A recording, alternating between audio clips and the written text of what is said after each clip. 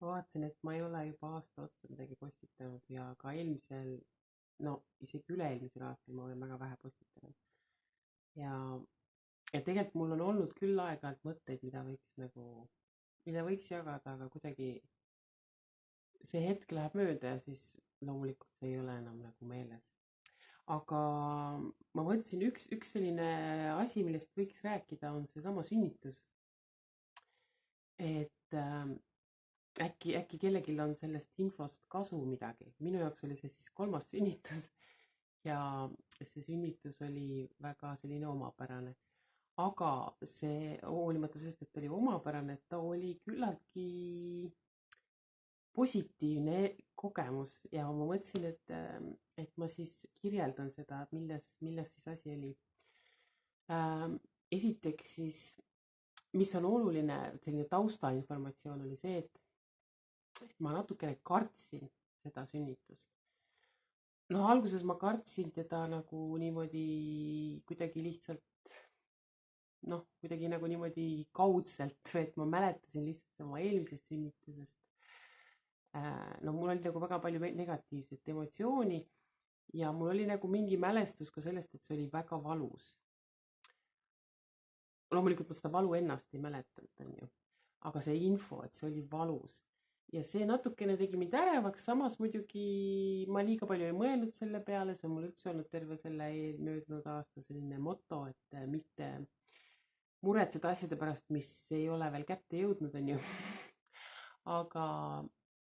aga et siis, kui see sünnitus siis hakkas peale, siis ma veel nagu ei osanud teda, siis ma teda ikkagi veel tõeliselt ei kartnud, sest need tuhud, mis mul algasid, olid hästi õrnad.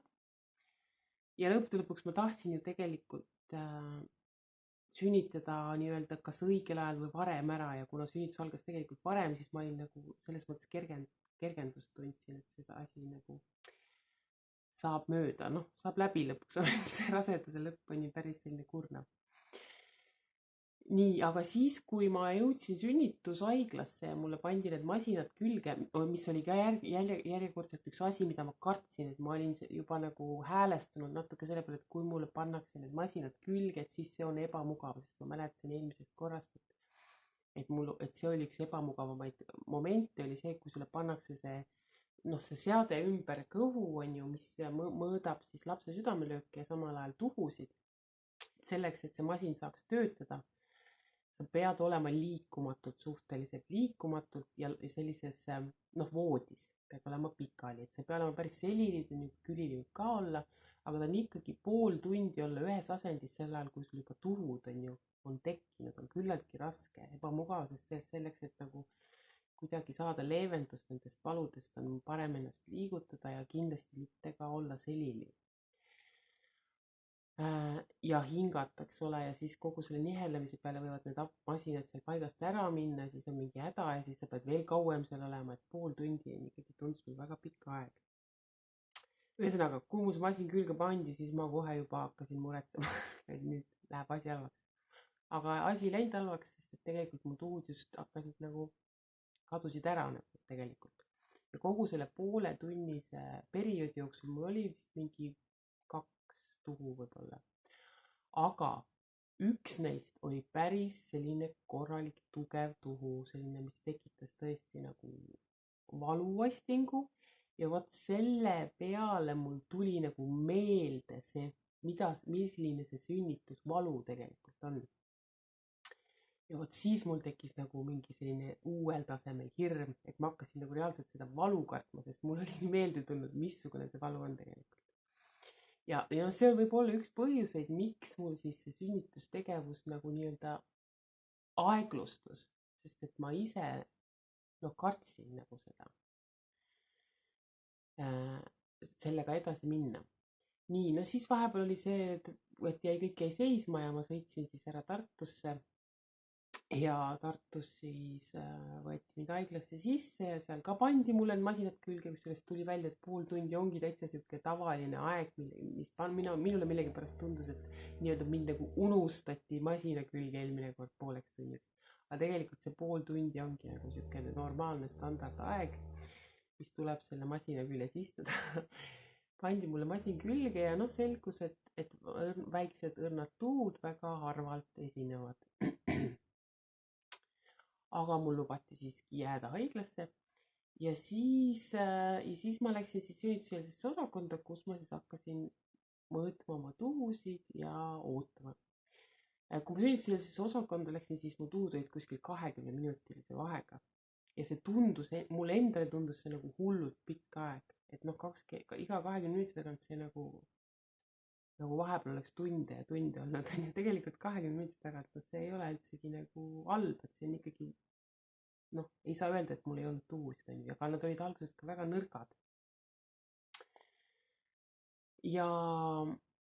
Ja siis, kuna mul oli nii palju aega seal lihtsalt lebada ja mõelda elu üle järgi, siis ma olengi siis välja mõelnud siukse asja, et tegelikult ongi väga kasulik see, kui see sünnitus kulgeb hästi aeglaselt.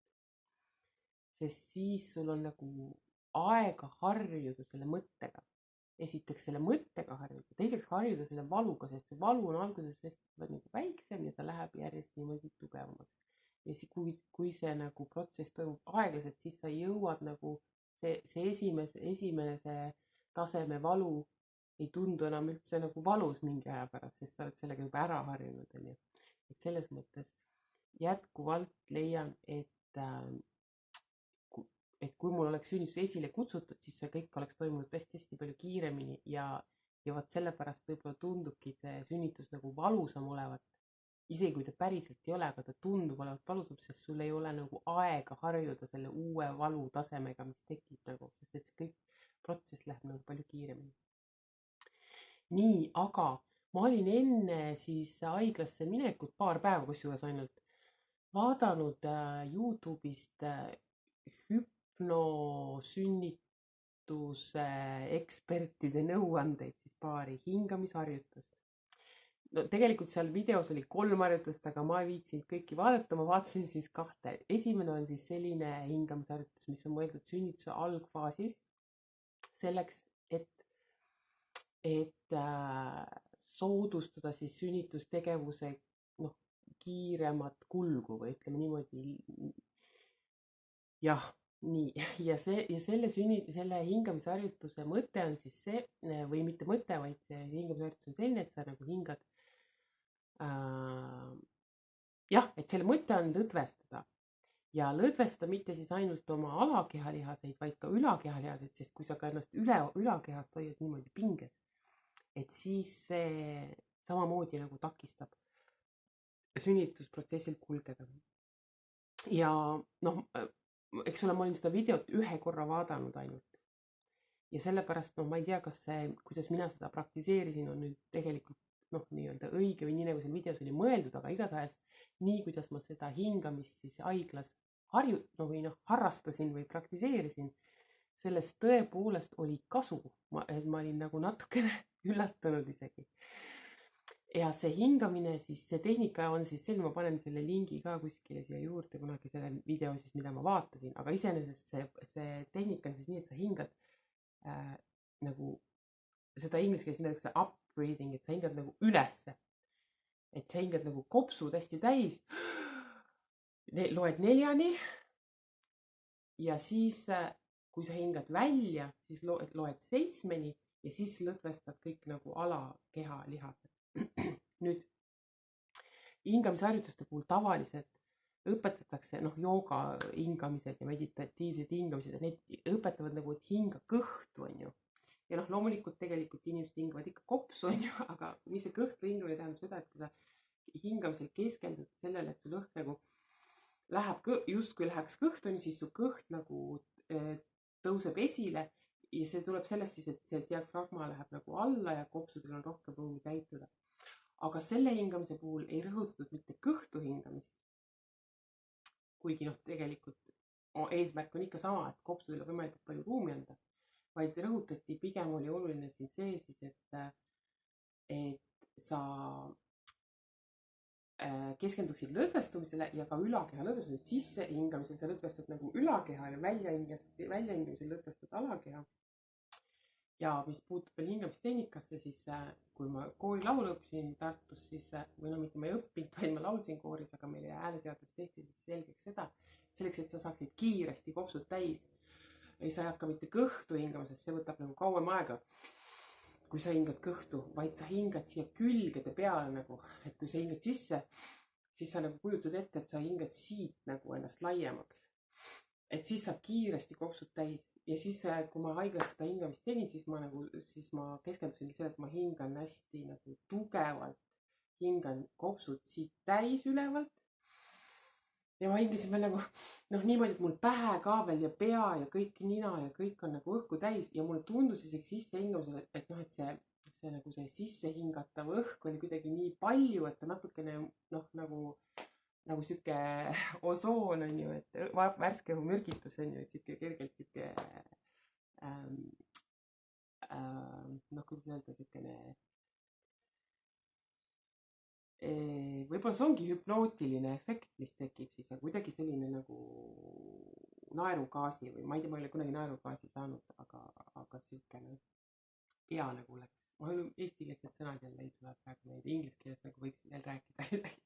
Nii, ühesõnaga 4-ga hingad sisse ja kohe kuidagi pea läheb kergeks ja siis, kui sa välja hingad, siis keskendud selle, et kõik sul see, eks ole, kus sul siin see sünnitustegevus toimub, et need lihased lõdvestuvad ja ma reaalselt tundsin, kuidas mul see midagi nagu, tänu selle, et mul lihased lõdvestuvad, mul nagu see justkui laps liigub allapoole.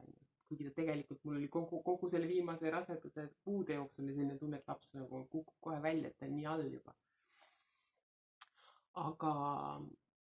Aga ja siis ma märkasin ka seda, et kui ma niimoodi lõdvestunud hingan, et siis ma sellega kutsun oma tegelikult tuhud esile. Et ühest küljest ma nagu tõesti lõdvestusin, aga teisest küljest mul tekkisid, ma sain nagu ise enda tuhusid tekitada. Ja siis ma sain ka aru, et ma tõesti kardan, sest et siis ma lõpetasin hingamise ära, sest et ma nagu ei tahtnud ise nagu seda sünnitust kiirendada. Et ma mõtlesin, et kui ta peab tulema, siis tuleb, on ju. Ma ei saa teda kuidagi ära hoida, tegelikult ma ju tahan, et see sünnitus oleks läbi ka juba ükskord. Aga samas see hirm nagu selle valu ees oli ikkagi nii tugev, et ma vältisin seda, et ma ise tekitan oma tuhusid, seda ma ei tahtnud teha, ma tõesti nagu kartsin tõesti neid valusid väga hullupööre. Ja mida aeg edasi, seda rohkem mul hakkas nagu see hirm ja teisest küljest, tuhud läksid muidugi tugevamaks ka aja jooksul, aga nad ei läinud, nii see hingamine absoluutselt nagu, kui see tuhu tuli peale ja ma hakkasin hingama, siis ta tõesti leevendas neid valusid nii palju, et ma ei suutnud uskuda, et kas tõesti on võimalik. Ja need tuhud nagu ei olnud üldse talumatult valusad. Alguses nad ei olegi, nii et valusaks nad lähevad tegelikult seal päris lõpupoole. Aga üks asi, mis oli veel väga oluline, see, et ma olin magamata, ma olin tegelikult öösel kell 2:30 juba üles tõusnud, kui vesi oli puhkenud. Ja siis ma voodis mõtlesin, et ma magaks edasi, tegelikult peaks ju magama, sest et mul pean olema puhanud, kui ma lähen sünnitama. Teisest küljest ma mõtlesin, et ma nagu panen ennast valmis kiiresti, senikaua, kuni mul veel ei ole valus, ma panen kõik asjad sätin valmis ja siis, kui on vaja minna, siis on kõik korras. Ühesõnaga tõusin üles, ma hakkasin hoopis koristama ja nii edasi. Ühesõnaga ma olin kella 3 saati öösel üleval olnud. Ja sünnituse eelsesse osakonda jõudsin ma 1:30 päeval Tartus. Nii et ma olin juba siis natuke väsinud, aga mida kauem ma seal ootasin ja ma kogu aeg nagu lootsin, et mind saadetakse sünnitusosakonda. Ma kogu aeg ja kusjuures kogu aeg mulle ka lubati seda ja ämmaemand käis, varsti tuleb uus vahetus ja tuleb uus arst ja siis ma kutsun ta vaatama ja siis jälle läks paar tundi mööda ja siis ta tuli jälle ja ütles, ma vist peaks selle arsti kutsuma ikka ja temale tundus, et on vara veel nagu, aga ta nagu kogu aeg lubas mulle, et ta kutsub arsti ja siis jälle läks mitu tundi mööda ja siis jälle ei tulnud seda arsti. Et ma olin lõpuks nagu hästi väsinud ja siis see viimane hetk, kui mul hakkasid tuhud juba minema nii päris nagu ikkagi ebamugavaks juba. hingamine küll aitas, siis mõtlesin, et need tuhud olid hästi lühikesed, see oli ka üks põhjus, miks ämmaemand arvas, et ei ole veel sünnitustegevus alanud, on see, et need tuhud läksid, nad olid kiired, et mul tuli tuhu, ma hakkasin hingama ja siis see valu läks mööda. Et kui nad läksid juba ebamugavaks ja siis see arst tõesti lõpuks tuli, kelle ta oli lubanud, et kutsub mulle selle arsti ja see arst ütles ka mulle, ja kui see arst ütles mulle veel niimoodi, mina ütlesin, et kuulge, et palun viige mind sünnitusosakonda, et siis mul tekib endal ka selline häälestus, et noh, nüüd tuleb sünnitada, ja siis ma võtan ennast kokku ja ma ei hoia enam tagasi neid tuhusid, nii nagu ma olin hoidnud. Ma teadvustasin endale absoluutselt seda, et ma tegelikult ise blokin täiega seda sünnitust, sest ma kardan valusid ja ma hoian nagu tagasi ennast. Ja nemad ütlesid, jah, no me võime teid viia küll sünnitusosakonda, ja siis viidi mind tagasi sinna ruumi ja siis tuli ämmaemand, et me ikka arstiga otsustasime, me ikka ei vii teid sinna sünnitusosakonda. Et minge pane duši alla ja noh, et soe vesi ja see aitab ja nii edasi. Ma ei tahtnud sellepärast duši alla, et ta oli enne soovitanud mulle duši alla minna, kuna seal ruumis oli jahe, siis ma ei tahtnud nagu ennast paljaks võtta, sellepärast ma ei tahtnud, duširuumis oli ka jahe. Aga pärast ma muidugi hakkasin mõtlema, et see, et ma olin magamata, see tekitas minust selle tunde, et tegelikult võib-olla ei olnudki külm, aga ma olen seda nüüd siin hiljem ka märganud kodus, et kui ma olen magamata, siis mulle tundub, et on külm, tegelikult ei ole. Aga ja siis ma mõtlesin seda, et noh, duši all ju tegelikult läheb soojaks, et kui lasta dušil voolata seal tundide kaupa, et siis ta kütab selle duširuumi soojaks ja mul endal hakkab soe. Ja nagu pärast saunas käimist on, et sa võid lume alga minna lõpuks, sest ei tundu enam nii külm. Ühesõnaga, ma siis läksin sinna duši alla ja duši all olles ma loomulikult ei saanud jälgida kella pealt, mis tihedusega mul need tuhud olid, aga need tuhud mulle tundusid, et jäid nõrgemaks või noh, nagu harvemaks. Samas ma tundsin, et tõesti kuidagi lõdvestunud, kergem on olla. Ma muidugi olin täiesti löödud ja nördinud sellest asjade kulust selleks hetkeks. Ja ma lihtsalt nagu mossitasin seal duši all tükk aega, ikka üle poole tunni vist olin seal duši all. Aga siis ma üks hetk hakkasin tundma, et ma ei saa enam kauemaks jääda siia duši alla, sest see sünnitus hakkab nüüd varsti peale. Ja siis ma olen seal duširuumis niimoodi ja siis on mind kehv sealt ära viia sealt duširuumist, kui ma juba sünnitan.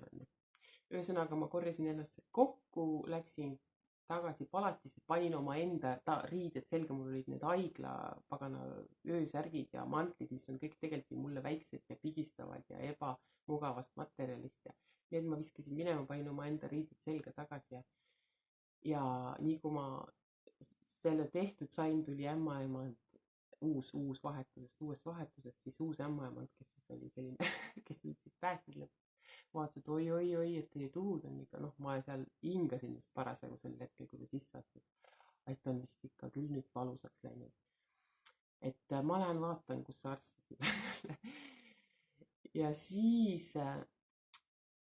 siis oli ikkagi, need tuhud olid ikka väga juba ebamugavad, aga see lõdvestav hingamine jätkuvalt aitas veel paar korda ja nad olid üsna kiireks läinud vahega, aga selleks ajaks oli juba niimoodi, et 3 minutit oli minu jaoks nii pikk aeg juba, et ma jõudsin 2 tuhu vahel natukene tukastada. ja siis, kui see tuhu tuli jälle, siis ma jälle hingasin ja lõdvestasin ja mulle tundus, et noh, et mis siis, et 3 minutit, et ega mind nagunii sünnitusosakonda ei viida, et ega see pole nende jaoks ka veel piisavalt tihe see tuhude vahe ja tuhud ei ole äkki piisavalt tugevad ka. Ühesõnaga mina olin juba loobunud, et kuidagi saada ennast sinna sünnitusosakonda, lihtsalt hingasin seal. Ja siis ma ju tundsin järjest, et nüüd hakkab peale see sünnitus. Et ega siin ei ole enam midagi tagasi hoida ja kell oli ka juba päris palju, on ju, et teada oli, et ikkagi 24 tunni pärast ju ikkagi kutsutakse see sünnitus esile, kui ta ise ei hakka. Ja nagu ma kirjutasin ka, et eks ole, seal ei olnud ei palle, ei mingisugust sellist sünnituseks vajalikku nii-öelda instrumentaariumi. Vaatasin seal toas ringi, nägin, et seal oli üks selline tool, selline kunstnahast kattega.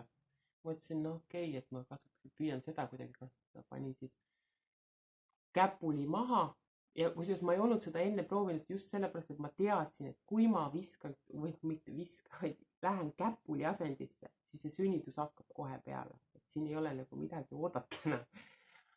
Et ma ei olnud sellepärast seda teinud, et ma ei tahtnud seal palatis sünnitama hakata. Ma tahtsin ikkagi, et mind viidaks sünnitusosakondani.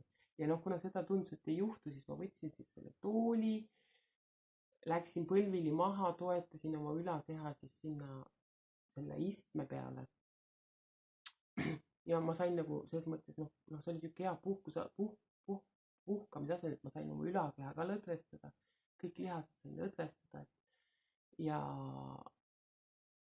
siis oli niimoodi, et ma tundsin, et tuhu tuleb ja ma mõtlesin, et ma proovin nüüd niimoodi, et ma nagu ei et ma hingan ikka, aga ma nagu midagi spetsiaalset ei tee. Ma lihtsalt vaatan seda, mis nüüd juhtuma hakkab ja nagu kannatan selle kõik ära, mis tuleb. Ja juhtus selline huvitav lugu, et ma üritasin ikkagi hästi lõdvestanud olla, et ma ei tundnudki, ma tundsin, et tuleb nagu kontraktsioon, lihased tõmbuvad pingule, aga nagu valu ei olnudki, valu ei olnud üldse. Ja siis ma tundsin, mul tundus, et laps nagu keeras ennast õhus kuidagi teistpidi. Et kui ma käisin seda ultraheli tegema, siis arst vaatas, et issand, kui imelikus asendis laps on kuidagi nagu justkui nagu selili. Et tavaliselt on laps kuidagi küljega nagu hakkab sündima, külg ees. Aga tema oli kuidagi selili ja siis ta leidis, et see on halb asend. Igatahes mulle tundus, et laps oli just siis sellel hetkel laps nagu keeras ennast kuidagi teistpidi. Ja siis ma mõtlesin, et oi, milline huvitav tuhu see nüüd oli, et ei olnud üldse nagu valu paistingut, et mitte mingisugust. Ja siis, kui tuli järgmine tuhu, siis see oli valus. Ja see oli selline ka, et ma tundsin, et siin nüüd enam see lõdvestamise asi nüüd absoluutselt enam ei toimi. Ja see tundus ka täiesti ebaloogiline kuidagi. Et selles olukorras nüüd nagu lõdvestumine ei tundus täiesti vale tegevus olevat. Ja siis mul tuli meelde, et siis oli see teine hingamistehnika, mida ma vaatasin. Ja see oli siis nüüd selleks teiseks sünnituse faasiks, kui hakkab siis pressimine. Ja see oli siis niimoodi, et ma ei mäleta, kuidas see sissehingamise ja väljahingamise vahekord oli, aga need olid vist võib-olla isegi samamoodi, et see väljahingamise osa oli ikkagi nagu pikem. Ainuke vahe oli siis nüüd see, et see sissehingamisele üldse nagu enam ei keskendu. Sissehingamine toimub nagu automaatselt, aga väljahingamisele läheb kogu see keskendumine ja sa just nüüd hingad nüüd nagu kõhtu või see väljahingamisel sa nagu keskendud sellele, et sa suunad selle õhu nagu välja ja nagu justkui nagu puhud nagu lapse nii-öelda välja enda sees. Ja siis ma sain aru, et ilmselt nüüd tuleb siis seda teist hingamistehnikat hakata kasutama. Ja ma proovisin seda selle esimese tuhuga kohe, mis oli siuke valus tuhu, mis tuli kohe peale seda, kui ma tooli peale pikali läksin käpuli maha. Ja ma tundsin, et kui ma nüüd hingan ka veel sinna otsa, mul on nagu tuhu tuleb ja nüüd ma veel hingan ka seda väljapressimise hingamist, ta sünnibki praegu kohe sünnib. Et ma nagu välja hingata ka enam väga ei julgenud. Aga siis õnneks tuli see ämmaemand jooksis tagasi ja ütles, et oi, tundub, et siin lähebki kohe sünnituseks, et siin ei olegi enam midagi oodata. Tahtis mulle seda masinat jälle külge panna. Mina ütlesin talle, et kuulge, kui te tahate panna, siis ainult siis, kui ma olen käpuli asendis, et mina siia pikali küll enam ei lähe. Siis ta katsus mulle panna selle, ilma rihmata lihtsalt pani mulle selle mingisuguse anduri kõhu peale käega, ise hoidis kinni. Hakkas mõõtma, mul tuli juba uus tuhu selle peale. Ja siis ta sai aru, et ega siin midagi mõõta ei ole, ta vist oli saanud lapse südamelöögi kätte juba, nii et ühesõnaga tal nagu selles mõttes see info, mis oli hädavajalik, tal oli käes. Ja ta siis jooksiski juba kutsuma sanitare, arste, värke ja mina olin siis käpuli seal voodi peal nüüd. Ja siis arst pidi tulema 5 minuti pärast, tuli mulle ütlema, et ta vaatab ise siis seda, kui palju mul on avanenud see emaka kael. Mina mõtlesin, kuidas ta seda teeb, et mul ma ei saa ennast liigutada ja mul kohe tuleb sünnitus, hakkab nagu peale, et mida sa seal sorgid enam onju. Aga no kuidagi mul õnnestus see, ilmselt ta suutis kuidagi seal 3 minuti vahel selle asja ära teha. Katsus siis ära, et emaka kael oli seal mingi, ma ei tea, palju, 6 või midagi, ühesõnaga selle viimasest arsti vaatusest selle järgmiseni oli noh, mingi maksimaalselt tund aega, aga selle aja jooksul oli toimunud tohutud muutused. Ja siis juba arst tuligi ja juba sanitarid lükkasid mind välja. Minu palat oli liftist mingi 8 sammu võib-olla. Ja siis liftist pidi teisele korrusele, sõit 3. ma olin teisele, sõitsin 3. ja see sünnituspalat siis oli sellest liftist veel omakorda 8 sammu edasi umbes. Nii et ühesõnaga see sõit oli tegelikult väga lühike.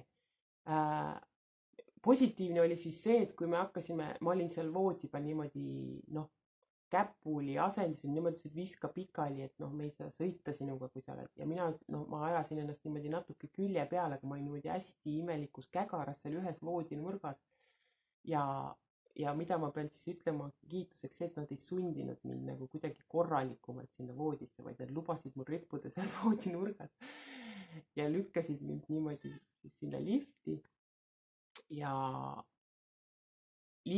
enne lifti minekut oli üks suurem tuhu, kus ma tundsin, et nüüd ta tuleb juba, et ta juba liigub. Ja kui me liftist välja tulime, siis tuli järgmine tuhu, kus ma tundsin, et nüüd ta tuleb.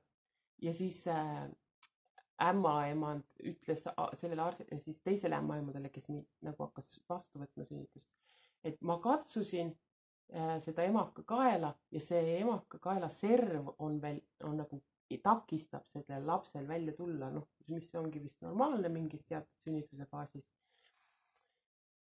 Ja mina ütlesin talle, et ei takista siin mingi serv, juba see laps tuleb, ma tunnen, et ta juba tuleb. No muidugi loomulikult ma ei öelnud seda nii rahulikul häälel, sest ma ikkagi nagu olin valudes.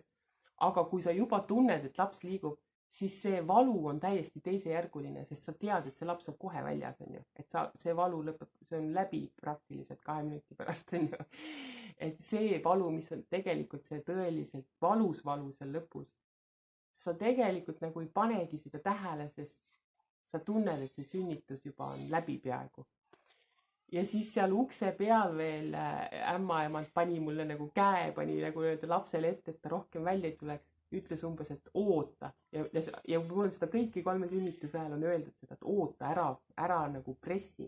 Ja ma mõtlen, et mis mõttes ootan, ma ei saa ju midagi teha sinna, et ta tuleb lihtsalt ise välja. Aga siis ta ütles mulle, et hinga või kuidagi puhu või midagi sellist, ütles, et puhu välja. Ja siis ma hakkasin puhuma lihtsalt suust niimoodi, mitte ma nüüd ei puhunud sinna alla kõhtu, et nüüd seda last välja pressida, vaid puhusin nagu lihtsalt suust õhku välja. Ja siis ma tundsin, et tõesti kuidagi toimus nagu mingi lõdvestumine, mingi rahunemine, nii et nad suutsid mind siis sealt lifti ukse juurest sinna sünnituspalatisse viia. Siis nad ütlesid mulle, et roni nüüd selle ühe voodi pealt teise peale. Mul on seal, et kuidas ma seda teen, mul laps ripub jalge vahel põhimõtteliselt, kuidas ma seda teen. Aga ja endal oli mingi täielik selline, natukene nagu siuke, ma ei tea, šoki seisund või midagi, et ma tundsin, et see ei ole nagu lihtsalt võimalik, et ma ronin praegu ühest voodist teisest. Aga siis jällegi ma kuidagi suutsin rahuneda, mõtlesin, okei, see ei ole tegelikult üldse keeruline. Siis ma ronisin teise voodisse ja kohe tuli viimane tuhu või eelviimane, sest pea tuli juba välja ja siis arst ütleb või ämmaemand, et nüüd järgmise tuhuga tuleb laps lõpuni välja ja tuligi ja oligi tehtud see asi. Et ühesõnaga see, mis on nüüd kogu selle jutu kokkuvõtteks, on see, et see sünnitus oli üllatavalt vähe valus, isegi see lõpp ja kõik see vahepealsed protsessid, et kõige nagu selline ärevam moment oligi see, kui ma seal tooli peal olin siis käpuli maas ja ma sain aru, et see lõdvestav hingamine enam ei tööta, et nüüd on vaja hakata teistmoodi hingama, et see oli see koht, kes oli nagu ütleme kõige valusam moment. Et siis juba järgmiseks tuuks ma olin jälle juba harjunud selle uue valuga ja natukene selleks ja kui ma veel tundsin, et sünnitus tõepoolest juba käib, laps tõesti juba liigub, et siis nagu ma enam ei mõelnud üldse selle valu peale, sest ma teadsin, et see saab kohe läbi. nüüd tuli hästi pikk jutt, aga igatahes selle jutu mõte oli siis see, et tasub hüpnosünnituse hingamistehnikaid õppida ja siis ongi võimalik, et sünnitus ongi üsna vähe ebamugav. No nii, aga mul laps nutab nüüd, nii et kohtumiseni.